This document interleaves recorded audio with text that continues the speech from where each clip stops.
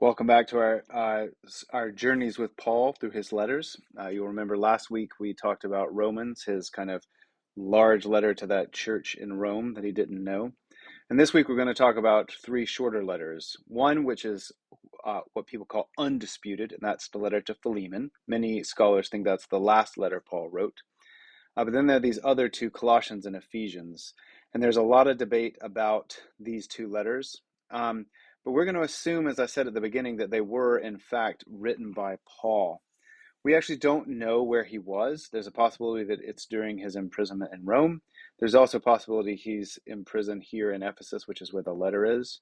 But either way, the letters are written into this area. Ephesus is the one that's named there that the arrow is pointing to. The rest of them are kind of in that oval. Um, and I'll talk a little bit about the interesting history of them in just a second. But I just wanted to say that they are strange letters. You'll feel them. I know that last week Patty was talking about how Paul had a habit of kind of saying similar things over and over again. But you'll see that these Colossians and Ephesians say similar things, but they're a little bit different from the others. And that's part of the reason people sometimes argue that Paul did not write them. The consensus is out. There are arguments on all sides. And for my money, I'm going to side with the tradition and the fact that when you read them, they still feel very much like something Paul would say, just maybe a little later or to a different context. Part of the reason for that, I suggest, is that Colossians and Ephesians are written to two groups that he doesn't know that well, or that he knows of people there, but he's not visited them. In Colossians, it's very clear he hasn't been to Colossae. And in Philemon, he knows Philemon, which is why it feels like some of the other ones, where if you remember, he's writing in First Corinthians to all the people he knows. In Romans, he's writing to a place he hasn't been to, but remember all the list of people that he knows there when he's writing the letter. So these are all being written from prison, which is like Philippians. So oftentimes these three letters with Philippians are known as the prison letters. So he's writing them from prison. He's emphasizing, again, the way Jesus' life, death, and resurrection unite heaven and earth, Jew and Gentile, slave and free. And that's a theme that runs through all three of these. So the biblical context, again, we're going to take seriously that they fit within the trajectory of Paul. And we're going to say that they're towards the late end. So we're thinking he died sometime in the mid 60s. So these would have been written sometime in kind of 60 to 63. That would put him in prison in Rome, which is one option. There's another option where he's in prison in Ephesus or Caesarea, which would put it a little bit earlier in his ministry. So writing it around the same time he's writing Philippians. So either way, he's in prison, and that's very clearly stated in the letters. In Ephesians and Colossians, they name Tychicus as the person carrying the letter. So again, that puts us in the same place. You read them, they feel similar, but they're different enough that you can imagine Paul writing them to different contexts. He says in Colossians that Timothy's helping him write it. You imagine that Onesimus carries his letter to Philemon, but if Tychicus is going to Colossae, then presumably Onesimus is going with him. So we don't really have biblical context. We could go read Acts 24, and maybe that's there. We could go read Acts where he was in prison for 28 years, 2 years, or we can go read Acts 28, where he was in prison in Rome, but we really don't know. So what we can say is, assuming Paul wrote them, which we are, we're going to put them a little bit later in his ministry. He's in prison, probably in Rome, but maybe somewhere else. Either way, towards the end. And he talks about himself being an old man at one point. All right. So now some other context, historical context that you might find interesting. Colossae was destroyed in 62 to 64. So before Paul died, that city was destroyed, which would make it a weird choice if you were making up a letter and then addressing it to a place, to choose that as the place you were sending it to, which is one of the reasons I think it was probably written by Paul. There are arguments against that, but again, we're assuming the Paul line wrote it. Both of these, the two letters that are written to churches, Colossians and Ephesians, both of them say they should be sent around. They say so in different ways. Colossians says at the very end, send it to the other churches in the area, Laodicea, for instance. The Ephesians, it's in the earliest manuscripts, it doesn't have a destination to the Ephesians. That's not in the manuscripts. That enters very late. So it's likely that there was probably a blank. So the Tychicus, as he goes, he says to the saints who are in Ephesus, to the saints who are in Colossae, to the saints who are in Laodicea. Um, and that, I mean, we know that, but the interesting thing is, so there is that letter to the Laodiceans is in an early list of canonical books. Ephesians isn't the letter to the Laodiceans. Um, that supports the view that Paul sent the letter to the Ephesians to the churches in the area. Why is it in many of the manuscripts that we now have? Why is it to the Ephesians? So the later manuscripts. And it is probably because, remember, Acts, Paul is in Ephesus for a long time. He becomes very close to them. That's one of his bases for his missionary work, which means it is entirely possible that they copied it there and inserted to the Ephesians and just created more manuscripts that then went out further into the world as people carried them. And that's why it says to the Ephesians in more in manuscripts, and then in others it's just a blank. And that's because those would have been copying an earlier version of the letter. Um, all this is super fascinating. I don't want to get too bogged down because we do have to talk about 3 books this week. But it does help us think back to Paul as a human being. Remember where we started all this journey way back when, of thinking him as a physical person going around physical space on boats and having to send letters by couriers. And we talked a few weeks ago about how in the world did the New Testament kind of get shaped and how do we have so few textual variants? Partly it's because they knew very early on that they needed to take these words seriously. And partly because early on the culture arose that these letters were not just written for the one church Paul sent it to. They were supposed to be taking it down the road and sharing it there. Now, Tychicus is Paul's person going to do that, but eventually Tychicus has explained it to this place as he moves on, and so then they continue to explain it and they go further out to other churches. And so all of a sudden you have these letters across a vast geographical range that everyone is starting to see God speak through, and that's the beginning of the New Testament. So this is just, these 2 books help us see how that process began.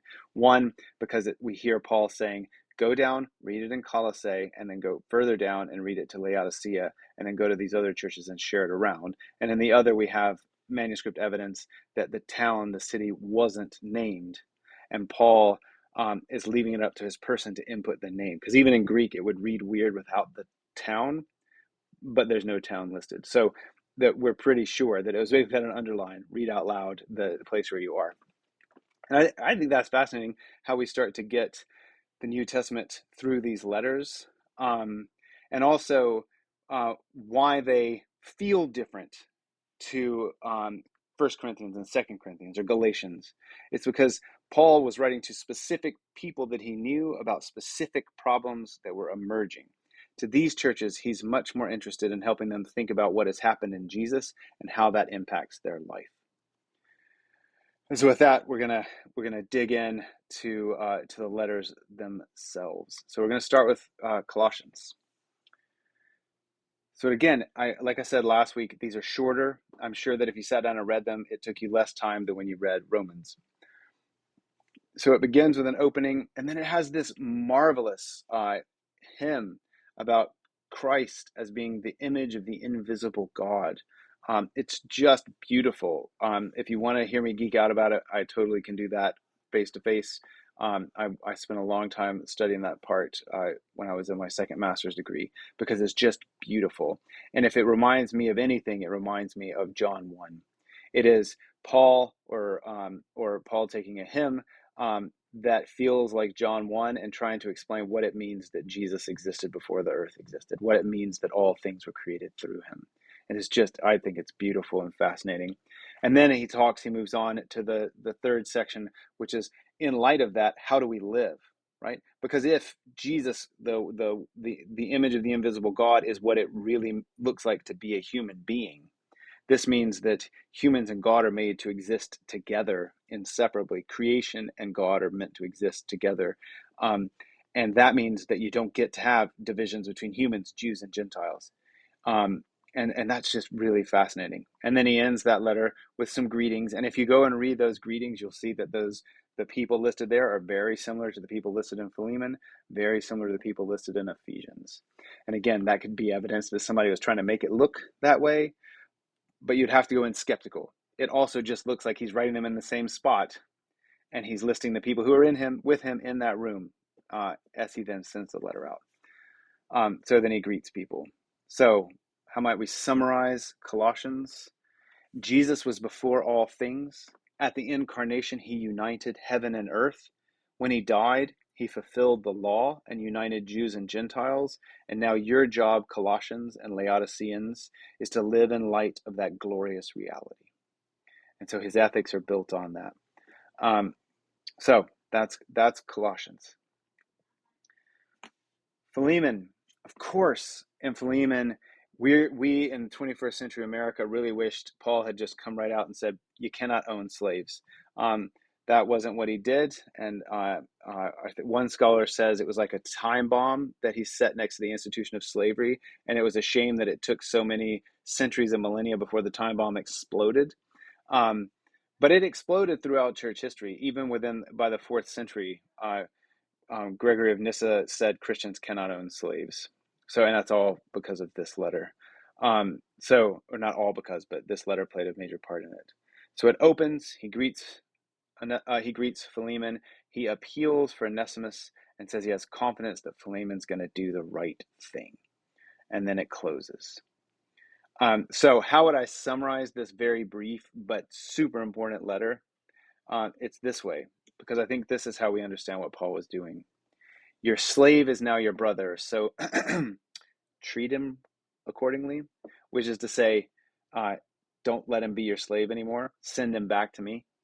There is in the 2nd century, so it would have been possibility, there was a bishop named Onesimus, and there's been times in church history where they've been like, that was the same one. The slave became a bishop.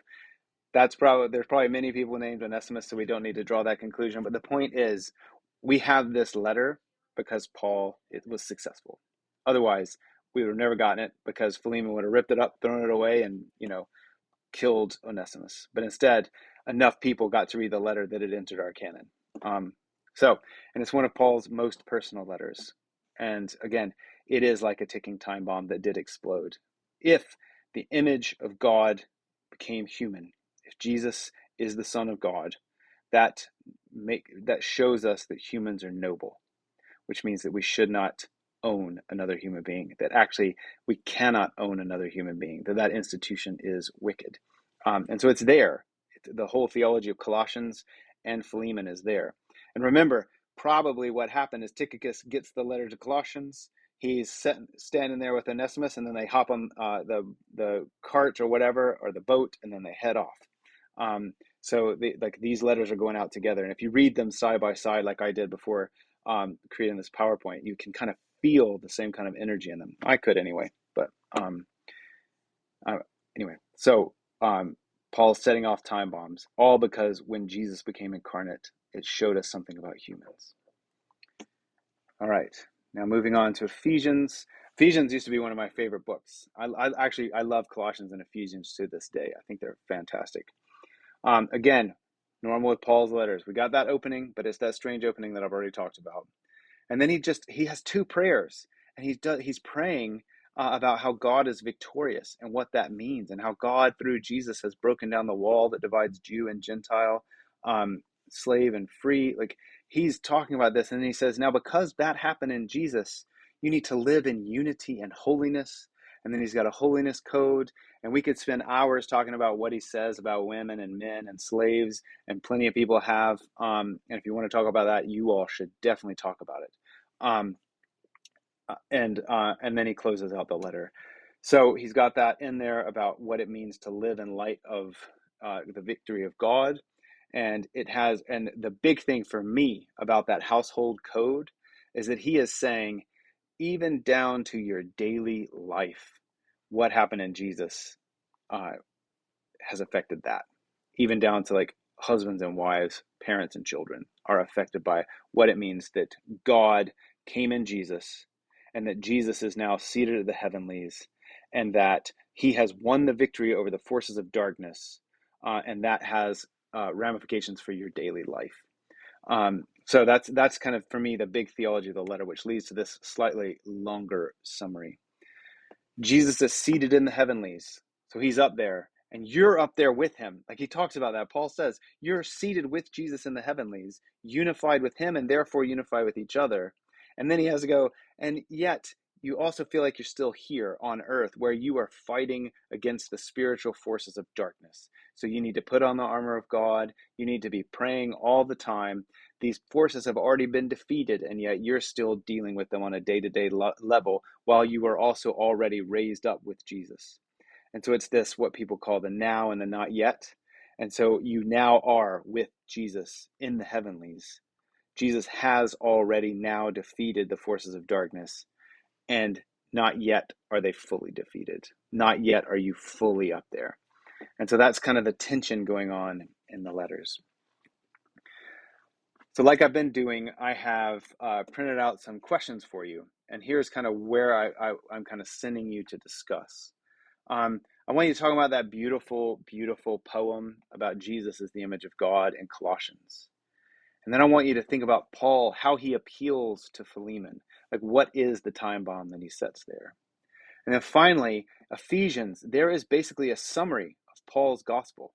He's writing to a bunch of different churches. And so if you found Romans really complicated, the verses that I have set out for you there feel to me like a summary of everything he says in Romans. So if you're like, Romans was over my head, go read this part in Ephesians, and you'll see Paul summarizing it more concisely than he does in Romans. I hope that your discussion is fruitful. I've asked you some questions. Like I wanted you to think about what jumps out at you, what questions you have, not to send to me, but what questions does it bring up for you? That gives you something to talk about at the table, because there are some very wise people around that table who have wise thoughts about Scripture. You can, of course, send me questions, and I'll address them next week when we have our wrap-up session. And at that one, we're going to talk about 1 Timothy, Titus, and 2 Timothy, what are the so-called pastoral epistles, and I'll be there with you for that. But for today, read those passages, what jumps out at you, but also maybe talk a little bit about how they feel different from the other stuff we've read by Paul. As always, I look forward to hearing how the conversation goes. I hope somebody will kind of send me any questions that you have, so I'm ready to talk about them next week. You are in my prayers, and God be with you in the midst of your conversation this morning. I'll see you soon.